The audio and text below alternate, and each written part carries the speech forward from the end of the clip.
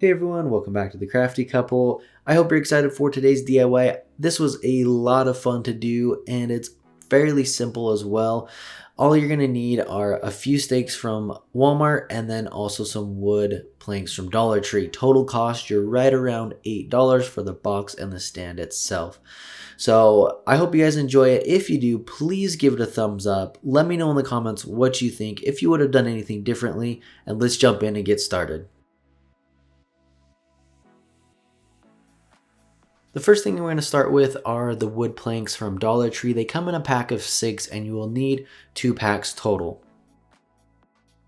The first thing we're going to do is take 2 of these planks and we're going to create a corner of our box. So we want to run a line of hot glue here, glue them together, and then I'm using this right angle ruler from Dollar Tree to try and get as close to a 90-degree angle I can, and you want to try and do that on each corner. And then after the glue is dried a little bit, I always like to go in that crease and add just a little bit more hot glue there.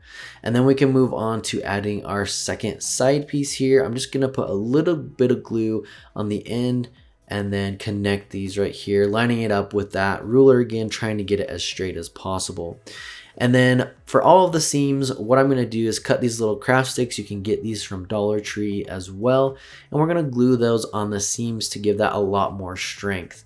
Now, quick note, if you want to use something stronger like wood glue or E6000, I would recommend it, especially if you're going to be putting this outside in the weather. That's going to hold up a lot better than hot glue. With that being said, the hot glue and the way I built this really did work well, and it is a strong structure for what it is. And if you're going to have it inside, I think it would be just fine. But if you do want more of a permanent hold, definitely use something stronger.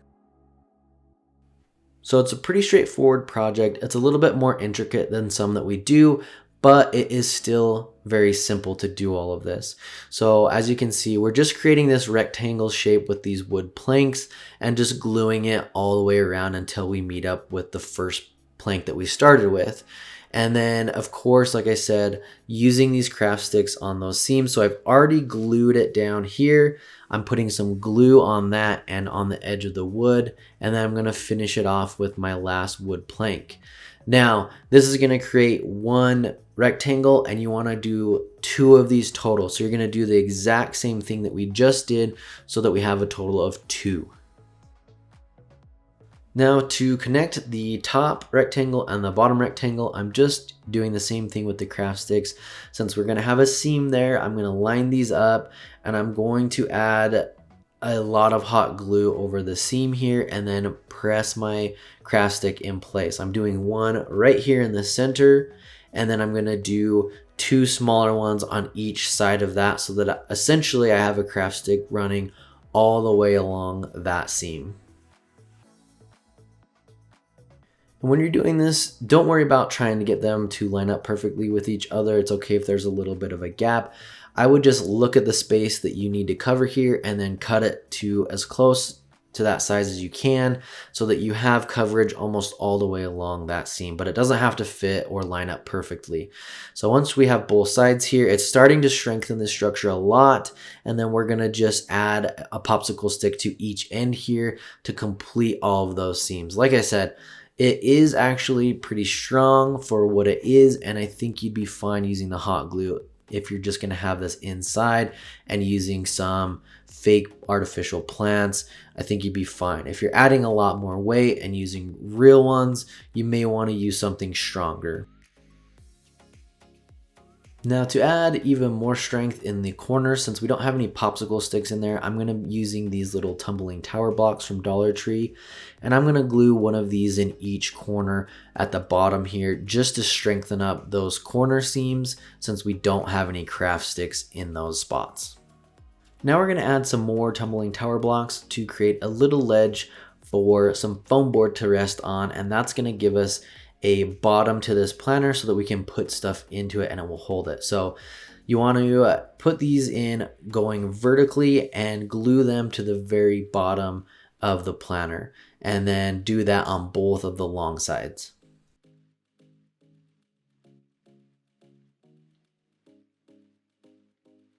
Once we have those in place, we can line up our planner next to this foam board and just put it in one corner, and then you're gonna draw and trace around that entire structure, and then we're gonna go ahead and cut 2 of those out, and those are gonna slide in and rest on those little lips. We'll also glue those.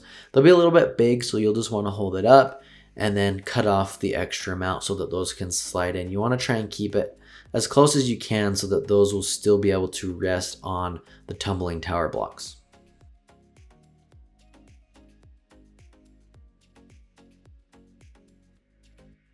And don't worry about making a perfect line. These are gonna be tucked down inside the box, so you're not even gonna see them. You just wanna make sure you're not cutting off too much. So if you're a little nervous about that, just cut a little bit at a time because you want it to be able to slide down in there and then rest on those blocks.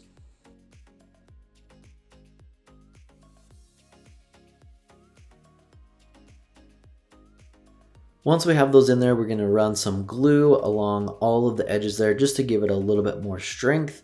And we're gonna do that on the top and the bottom. Now that we have our box pretty much complete, we can move on to staining it. I'm using some early American stain, and then I tried to give it a lighter look. So what I'm doing is, as I dip my rag in the stain, I'm just trying to wipe off as much excess as I can so that I'm not just completely saturating this, and I'm just getting a very light stain on here. All I did was 1 coat for that as well. Next, we're going to be creating our stand for the planter box, and we're going to be using 3 of these wood stakes that you can pick up from Walmart, and they're about $1.80 each. You can find them in a section that's kind of by the tools and paint. They have some like yard sale signs, for sale signs, and it's a little area there where they have these wood stakes. And we're gonna measure out to 10 inches, and we're gonna need 2 pieces at 10 inches. So I'm gonna measure that, mark it, and then I'm just using this little jigsaw to cut it. Next, I'm gonna line these up on the outside of our box so that we can measure the gap that we need to go in between here. I ended up cutting these at 7.5 inches. It was just over 7.25, so I wanted a little bit more than that. So totally you're gonna need 2 pieces at 10 inches and 8 pieces at 7.5 inches. And to start building this, we're gonna take one of our 10-inch pieces and one of the 7.5-inch pieces, and we're gonna glue that 7.5-inch piece to the bottom, coming down from that 10-inch piece, and then we're gonna do the same thing on the other side here. And we're just gonna repeat that same process to build another U shape. So grab another 10-inch piece and 2 of the 7.5 inches and glue those coming down from the bottom of that 10-inch piece. And then you should have 2 identical pieces here.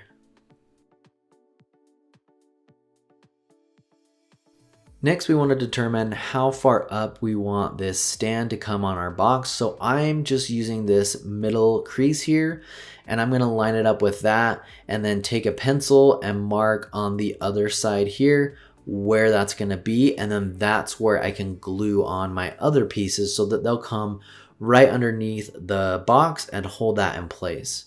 So that's a really simple way to do this. Hold it up and then you can mark it with your pencil. And to make sure that those lines are in the same spot for our other piece, I'm going to hold those up to each other and then just draw that same line all the way across so that those are both in the same spots. Now we can glue our pieces that are going to go underneath the box, and we're just gluing these right below that line that we just drew, because that's where the planter box is going to sit on here, and we're going to do that on both sides. So just make sure that you're gluing that just below that line. And then just to add a little bit more strength to those seams, I'm gonna run a little line of hot glue on both the top here and then the bottom of those, just to give a little bit of extra strength. Once that's dried, we can connect these two pieces now, and we're going to put some hot glue just below those lines that we drew, and then we're going to connect these together. I would press down firmly and hold it in place to give it some time to dry, and then run some glue in those seams.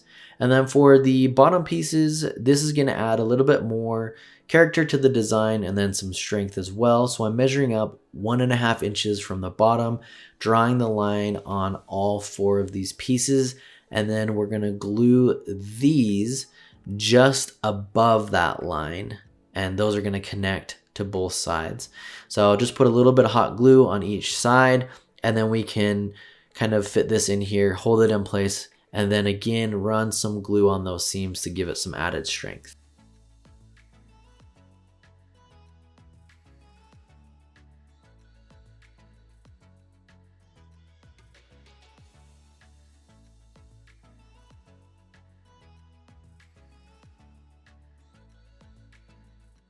Once we have our stand all put together, we can move on to painting, and this is where you can kind of customize it how you want. I'm using some of this ink chalk paint from Waverly, and I'm going to use some water just to water it down. It's very thick paint, and this will give you better coverage.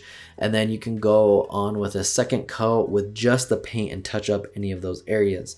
But depending on your home decor style, you could paint this different colors, same with the stain on the box. If you wanted to paint that or stain it differently to fit your style more, you could definitely do this. I wanted to go with more of a modern style with this, and I really love how it turned out. But be creative, do it your own way if you want, or if you want to copy it exactly like this, you're more than welcome to. We'd just like to give you some ideas.